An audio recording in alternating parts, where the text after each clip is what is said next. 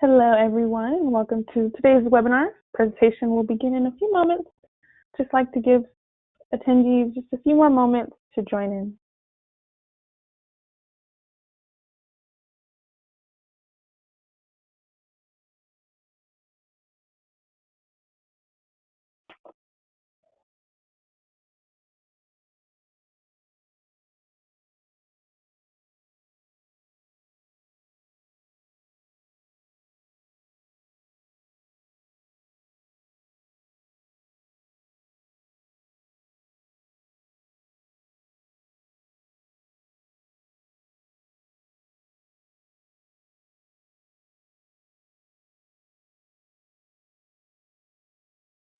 Okay, good afternoon, everyone. I hope you are having a great Wednesday afternoon.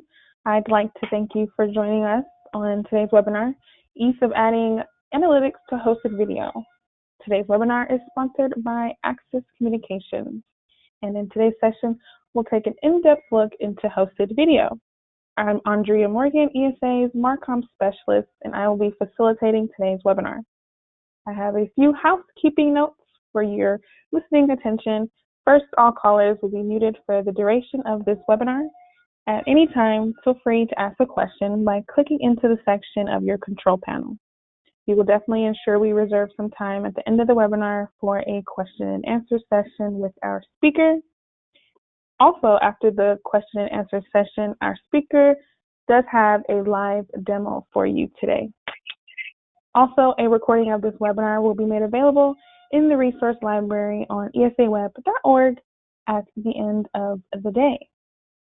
Without further ado, I'm very excited to introduce to you today's speaker, Mike King. Mike is the manager of hosted video at Axis Communications in North America. He develops business plans and marketing strategies to expand Axis's presence in the hosted video marketplace, all while working closely with key partners to develop and grow the Axis hosted video platform and associated accounts.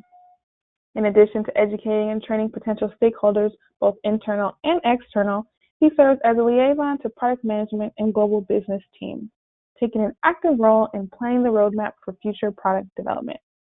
Mike has been with Axis since January of 2016, bringing 25 years of security industry experience to the organization. He is an Axis certified professional and holds certifications from a number of other IP camera manufacturers. Mike, thank you for joining us today. I will now turn it over to you. Thank you, Andrea. Appreciate that nice, fluffy introduction. I always love the marketing department. They make me sound better than I am. So thank you all for your time today. We're going to go through a presentation about hosted video, Axis Guardian. We'll dive into some analytics, how it works with Axis, and as she mentioned at the end, after the Q&A, I will log into a quick demo of our generic alarm receiver integration as well as our web client. So I think we have a poll question to start it off, Andrea, is that correct? Yes. The poll is now open.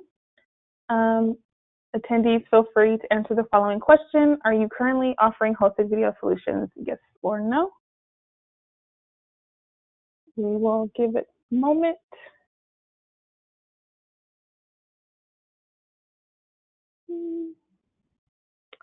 All right, 20 more seconds.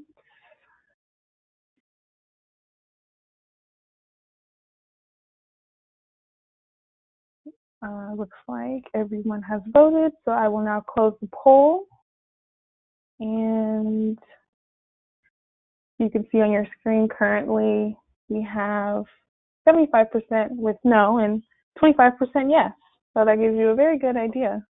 Mike? Okay, very good. All right, I appreciate it. Let's dive right in then. A couple terms that we need to know as we go through the presentation. Cloud and hosted are big buzzwords in our industry today. I have some definitions down here that are Axis definitions of what these mean. Cloud is basically just to have remote storage of your data, your video, things like that, off-site.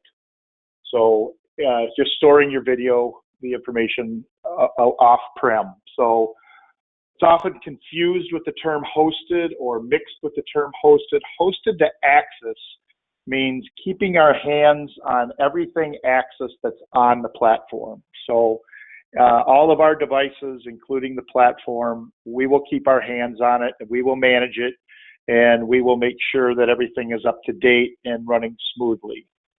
Central stations, as most of you are probably aware, they're referred to as alarm monitoring centers, alarm stations, lots of different terms. Basically what it is, it's the place where the alarms go to for your burglar and fire alarms today that most of you could be installing, where your signals go to. And of course, RMR, most of us are in this business because of recurring revenue. That's what hosted video adds to. So these again are Axis terms. And so when you hear that out there, other people may say that something means something else, and that's fine, but that's what it means to us. So the advantages of hosted video, it adds to your RMR, as I mentioned.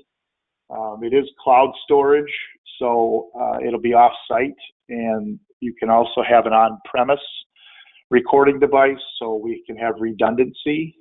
Someone comes in and steals the NVR, DVR, that's okay, because we've got it recorded up to the cloud. It is a fully managed system, so you don't need a special IT department to take care of this stuff. We handle all that side for you. You can, your end customer can view live and recorded video remotely on their either a web client or on their iPhones or Android devices. Fast video verification to the central stations or monitoring centers. That's a key ingredient because time is money for those people. So when an incident comes in, they want to be able to click on it and get to the video within seconds as opposed to minutes. And there are some enhanced capabilities with some of the integrations that we've done, so that I'll touch on. So Axis Guardian, what is it? It's a cloud-based surveillance platform that is developed and completely managed by Axis. What is managed? The servers in the cloud, all your storage, cybersecurity patches that come along, firmware updates to make sure that the device's firmware is got the latest and greatest, and health monitoring to make sure the devices are online, offline, if the SD cards are getting a little worn because they've been written over so many times.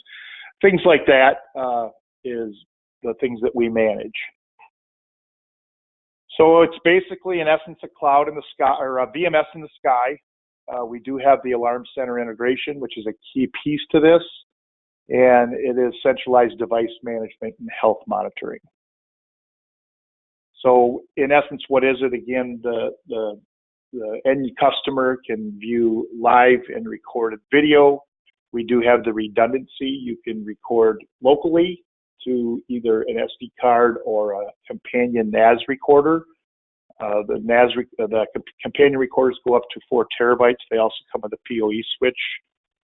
We do have the 64 and 128 gig cards. The 256 was just launched. We're waiting for the Axis version of that will include health monitoring, so that'll be available in the not too distant future. And we do have analytics, which is kind of what this is about, and we'll talk about a little bit deeper about what those are. This isn't just for cameras. Axis Guardian are some of our supported devices. Axis has over 300 devices now, so we don't support our complete product line. We have selected kind of the best of breed, from whether it's our indoor domes, outdoor domes, box cameras. We do have some thermals. We have some PTZs. We also have our IP speakers, if you haven't seen those. Very interesting. The companion product line, it does not support the minis, the new minis. Those are H.265, but the companion recorder is the NAS box that we use, as well as the majority of the companion product line. Our door stations, the 8004 and the 8105, you can manage those. We manage those, and that can be tied into a central station where someone pushes the button, the doorbell on the 8105, and you can talk down from the central station. The access control, I don't want to be misleading here. This isn't a true integration with our A1001, which is our access control panel. You still have to manage the database for the access control side in Entry Manager, which is the software that comes in the A1001. However, we can, as an auxiliary device, support this within Guardian. So if someone goes up to the keypad and pushes in their keypad or swipes their card, we can associate video to that. So it does work. The ease of installation is a key ingredient to this as well. There is no port forwarding on Access Guardian. Everything comes from our devices inside out. So we have our what's called our one-click technology. Those of you who are familiar with Access products may know about this. I remember maybe a dozen years ago, I was taking a class in Access and I saw a little button on the camera and I asked them what it was for. And at the time they told me, don't worry about it. Well, here I am, 10, 12 years later, now I worry about it. So what is it? Every device that Access has comes with a little piece of paper in the box that has the MAC address and the OAK number, which is owner authentication key. You go to the web service and you log in and you type in that MAC address and that OAK number. And when you get out to the job site, after you've run the cable, you've got the router there with our switch and you plug the camera in. When you plug the camera in, you push and hold the button for about 5 seconds and it goes to our dispatcher and it says, hey, I'm out here. And it says, yep, I see you, go to work. So that's the ease of installation is a key to this. This is a subscription-based solution, so there are monthly fees to this. This is a direct relationship between Access and our Guardian service providers. We do send out videos. There's a lot of stuff on YouTube that you can see, kind of some unofficial stuff about people doing the one-click technology. So it is a much quicker installation than your typical IP installation. Probably the most difficult part is putting the ends on the wire themselves. So it is a true cloud offering. You don't need anything on site. You can take the camera and go directly to the cloud. However, if you want to record maybe at a higher resolution on premises, you can use either the companion recorder, as I've mentioned, or our SD cards, and then maybe a lower resolution to the cloud. You can mix and match this. You can do it any way you want. So there is a true combination for this. So it is high quality at the edge. You can do 1080p at 15 frames using the devices that I've mentioned, at the SD and the companion. To the cloud itself, we do 720p at 7 frames. If something would happen to the internet connection, well, it'll still record to the SD card or the NAS box if you have it set that way. And when the connection comes back to the internet, it'll dump the information back to the cloud. Analytics piece.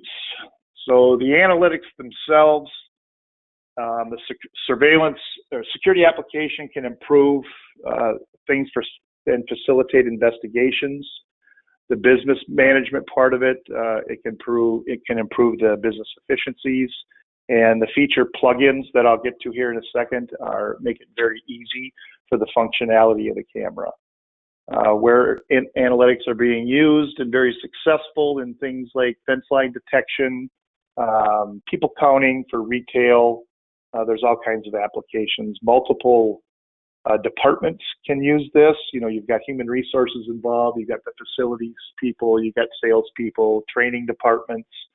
If they want to show store 2 what store 5 does, have them watch the video of how they, clock in. If you want to do time management to make sure people are clocking in, things like that. So a lot of different departments can pitch into this.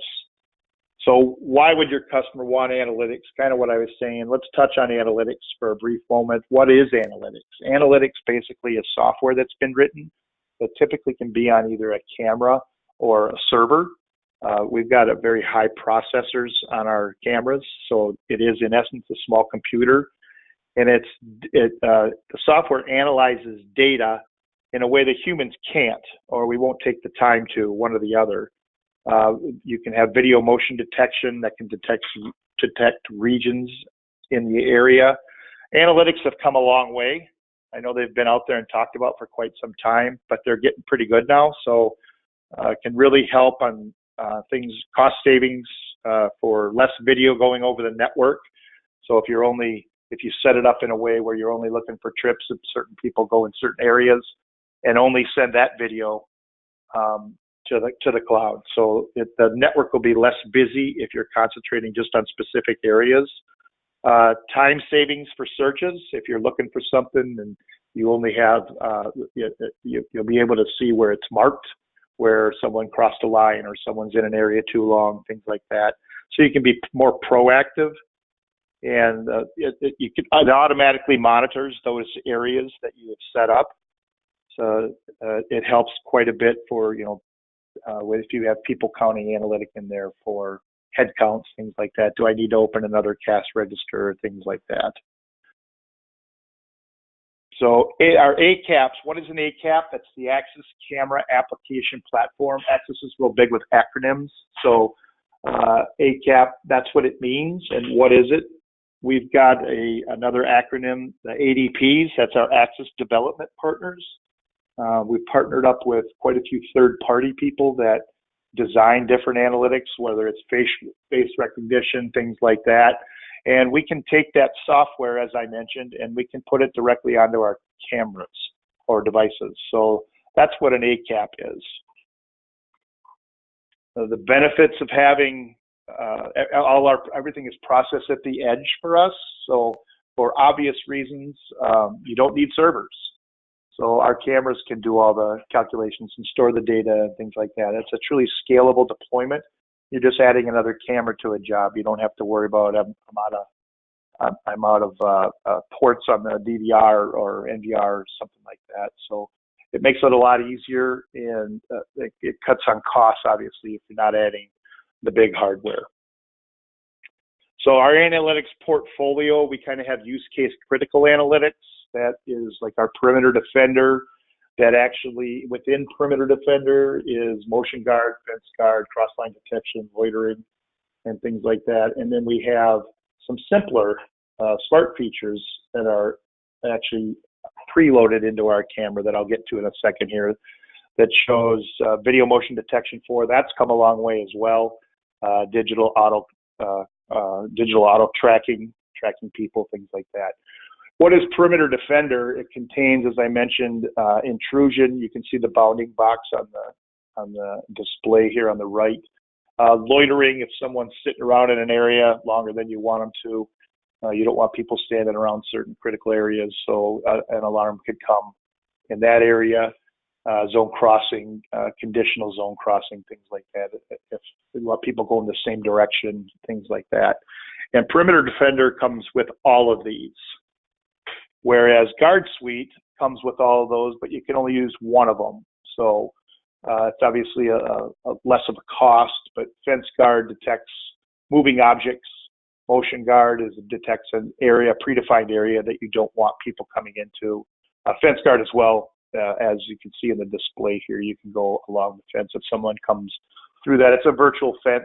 Someone comes through that area, it can trigger an alarm. And then loitering, as I mentioned earlier, if you've got a specific area that you don't want people standing around, you can use that.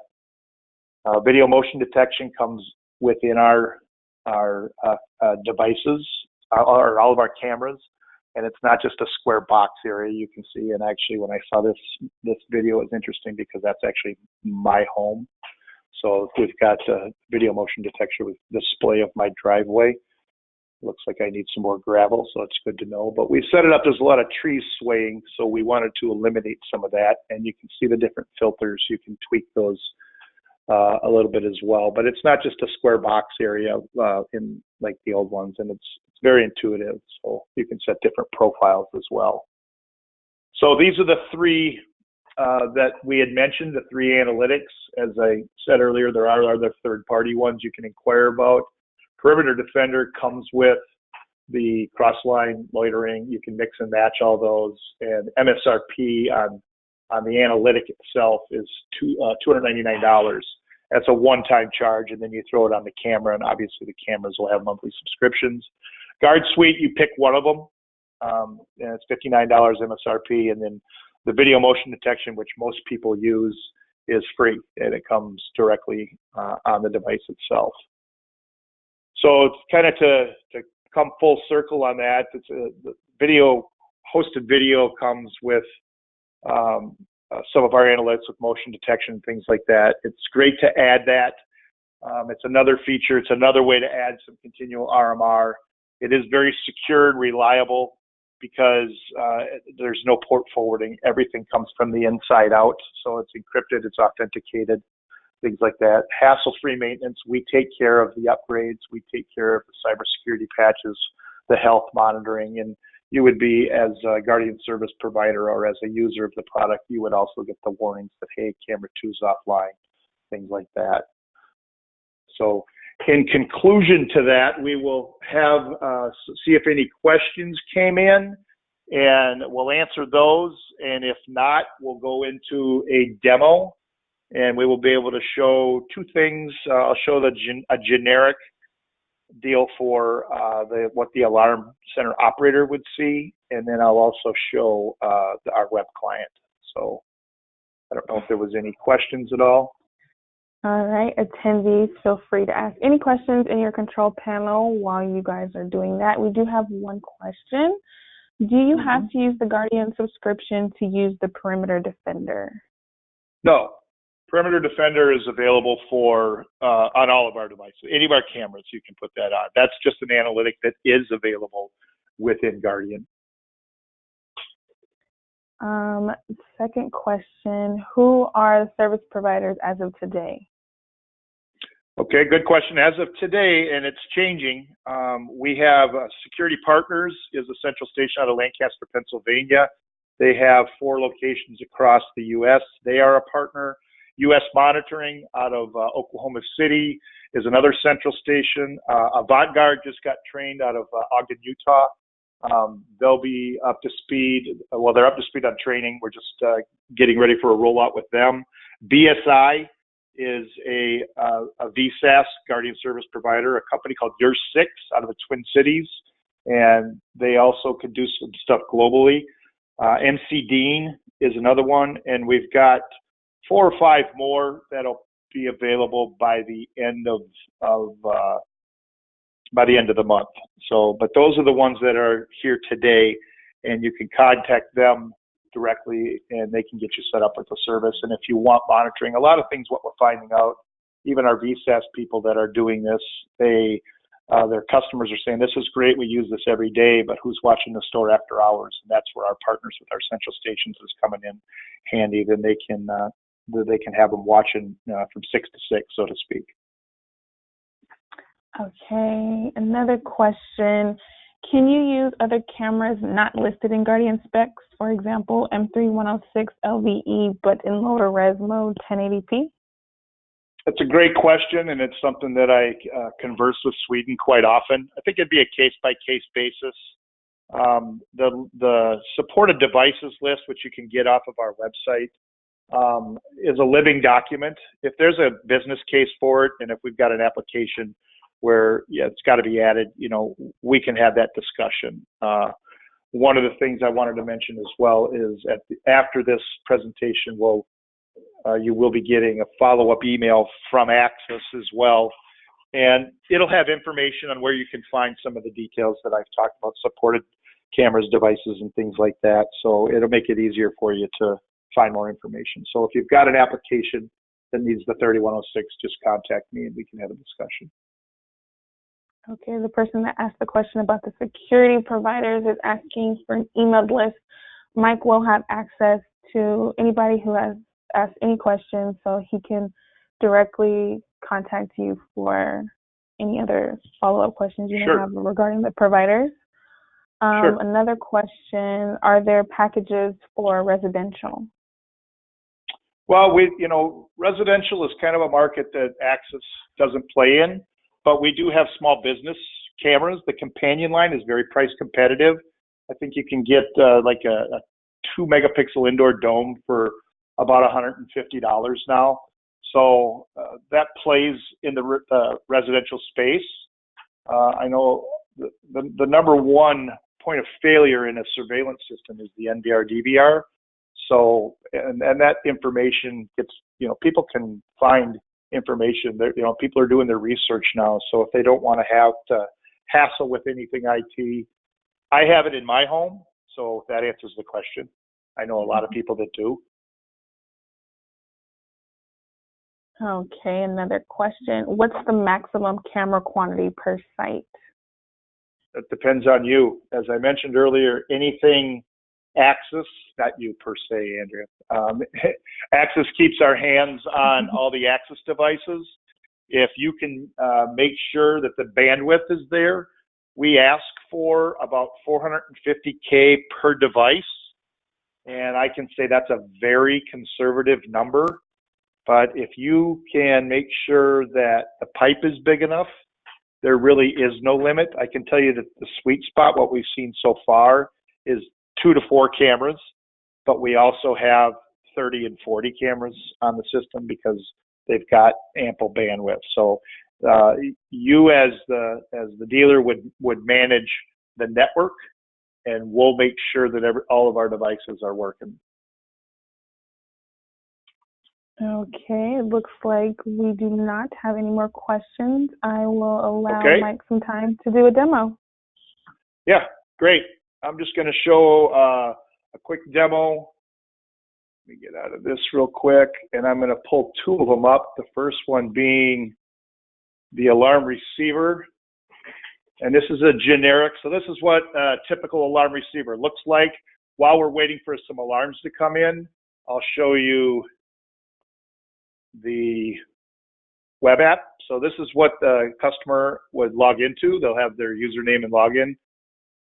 And I come to this, and this is my lake place that has, I think, 6 cameras up there. And I can see by going on the lower left over here, select media. Here's the thumbnails of my other cameras. So if we put that one up, let's go to the thermal and let's kind of see what we've got for some video there. We'll pull it back. I got a lot of spiders up at the lake, so there's a spider. Always nice to see the spider. Got to get up there and spray the area. Let me see here. Backing up a little bit.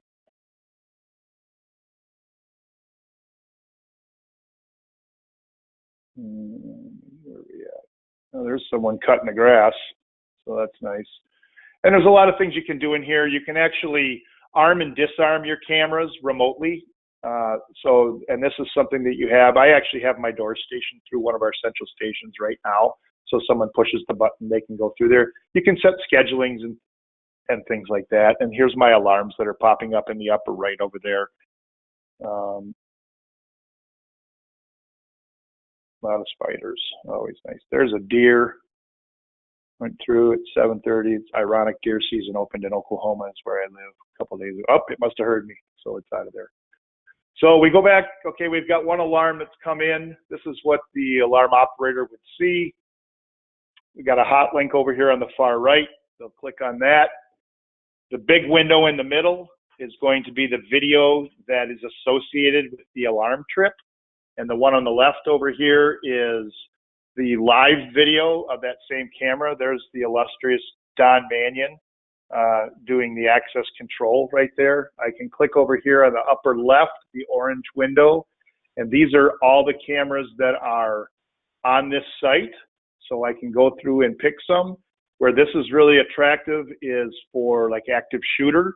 If you want to see if someone's still on site, I can click to the live area, take the recorded video small over to the right, and now these cameras right here are other live pictures that are on that same site.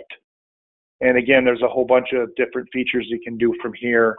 But from an alarm operator standpoint, it makes it pretty easy.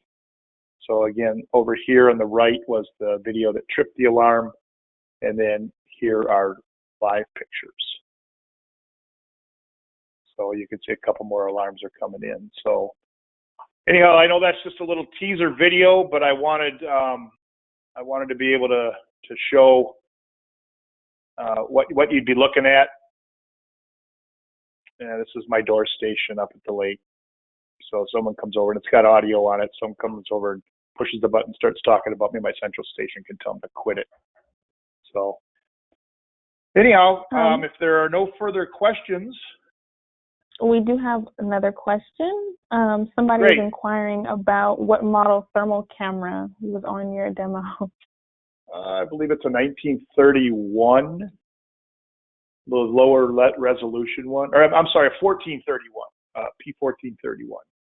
I'm pretty sure that's what it was. It wasn't a 31, it was a 32. Awesome. If there are no further questions, I would like to thank Mike for his presentation, and thank you to all attendees for sharing your valuable time with us this afternoon. For those of you who inquired about those providers, Mike will follow up with you in the next few days. As a reminder, also, a recording of this webinar will be available at esaweb.org in the resource library. Thank you all for participating. Enjoy the rest of your day. Thank you all.